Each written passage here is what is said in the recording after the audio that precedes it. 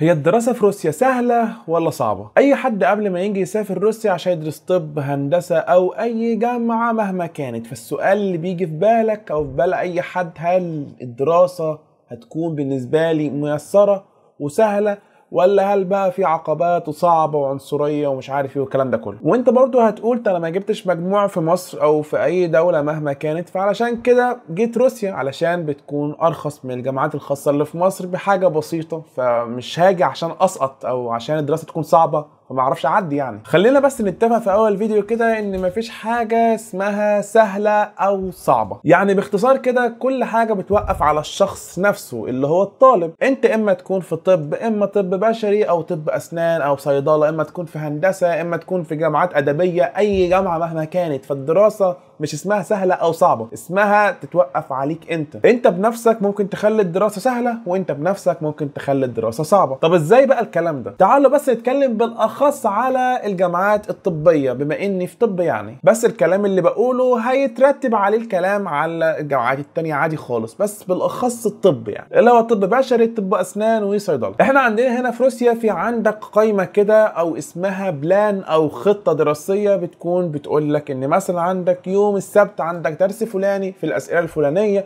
مش عارف ايه لازم تحضرها تذاكرها والكلام ده كله. يعني مرتب لك كل حاجه في بلان او في خطه، فانت المطلوب منك انك تعرف عليك ايه الحصه الجايه والاسئله او الاهداف اللي انت المفروض تحضرها او تذاكرها او الواجب او الكلام ده وتعمله. طب انت لو ما عملتش الحاجات ديت فانت هتاخد درجه وحشه وهتكون بالنسبه لك الدراسه صعبه، وانت لو عملت الحاجات دي فهتعرف تجاوب وهتعرف تاخد درجه وهيبقى بالنسبه لك الدراسه سهله. تعالوا بس ناخد مثال تاني. عندنا مثلا انا كخالد في اخر الترم ده عندي امتحانين، امتحان فيسيولوجي وامتحان بايوكيمستري.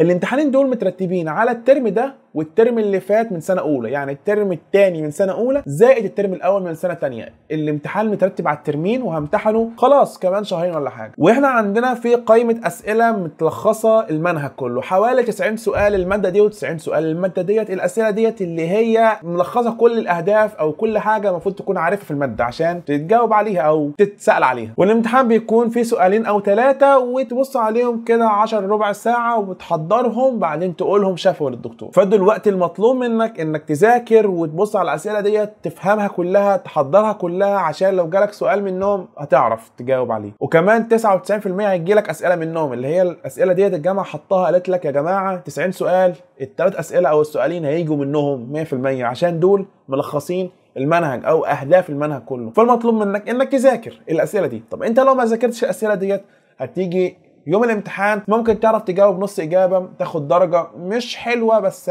ممكن ما تعرفش تجاوب فممكن تسقط في الامتحان، فكده الدراسه بالنسبه لك هتبقى صعبه. انت بقى لو ذاكرت ال 80 او ال 90 سؤال دول كلهم وفهمتهم وعرفت تجاوب عليهم، ففي الامتحان هتعرف تجاوب وتاخد درجه كويسه والدراسه تبقى بالنسبه لك سهله. فهو يا جماعه ما تخليش حد يقول لكم في تعليقات مثلا الفيس او اليوتيوب او اي حاجه ان الدراسه في روسيا سهله والطلاب بيسيبوهم يحلوا مش عارف ايه وكلام من ده. وما تخليش برضه حد يقول لك الدراسه في روسيا صعبه بيسقطوا ناس ومش عارف وكلام من ده كله. الدراسه بتقف عليك انت اللي بتخليها سهله او انت اللي بتخليها صعبه.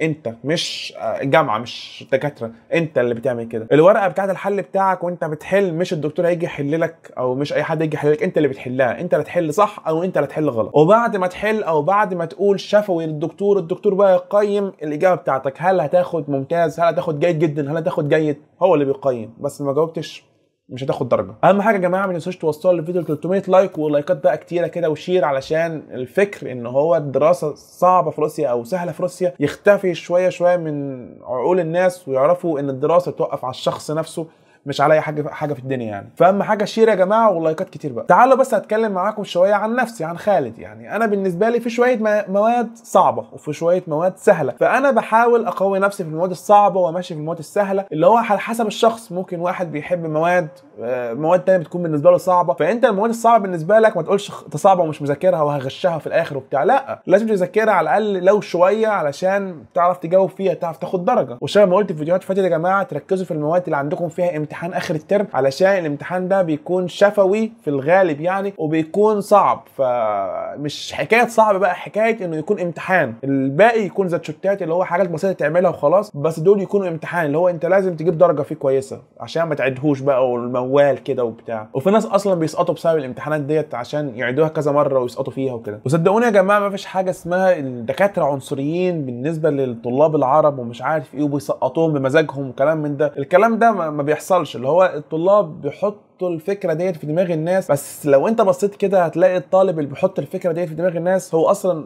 مش هتلاقيه بيذاكر، وهتلاقيه بيتعارك مع الدكاتره ومش عارف ايه، يعني بيجيب درجات مش كويسه عشان ما بيذاكرش، ففي الاخر يقول اصل الجامعه سقطتني. طب انت ما كنتش بتذاكر، ازاي الجامعه هتنجحك؟ واخد بالك؟ وبالعكس كمان ده الجامعه بتساعدك انت لو اجابتك نص نص، الجامعه او الدكاتره يعني هيقولوا لك خد ممتاز، خد جيد جدا، اللي هو بيساعدوك عشان ينجحوك، مش حكايه ان انت ما انتش فاهم حاجه فبينجحوك كده وخلاص، لا، اللي هو بيساعدوك حتى في الحصص العاديه، في امتحانات الشهريه بقى، الامتحانات العاديه، الاسئله اللي في الحصص، كلام من ده، الدكاتره بيساعدوك، بيقولوا معاك كلام من ده، اصل انت برضو ده لغه اجنبيه عليك، فهم مقدرين الكلام ده. حتى في دكتور عندنا بيقول انت او انتوا كطلاب اجانب عندكم مشكلتين عكس الطلاب الروس. طلاب الروس لازم يذاكروا الماده العلميه او الكلمات العلميه، انتوا لازم تذاكروا الكلمات الروسيه ثم الكلمات العلميه، واخدين بالكم؟ فالدكاتره بيساعدونا نجاوب، وبيساعدونا نزود مستوانا، وبيساعدونا في معلومات جديده، وبيساعدونا في مصادر مذاكره، وبيساعدونا كتير جدا. فحكايه العنصريه ناحيه الطلاب الاجانب وبيسقطوا طلاب وكلام من ده، انا على الاقل ما شفتش كده في المدينه اللي انا قاعد فيها، في الجامعه اللي انا قاعد فيها ديت، جامعه فولجوجراد، الدكاتره كويسين والجامعه كويسه والدنيا ماشيه يعني. والناس اللي مش بتذاكر خالص خالص خالص بيسقطوا في ماده او بيشيلوا ماده فلازم يمتحنوها تاني، مع الوقت هيذاكروا يعني. فبس يا جماعه ده كان الفيديو، شير بقى ولايكات، وقولوا لي رايكم في الفيديو الجاي عاوزين ايه وكلام من ده، وشكرا على المشاهده وسلام.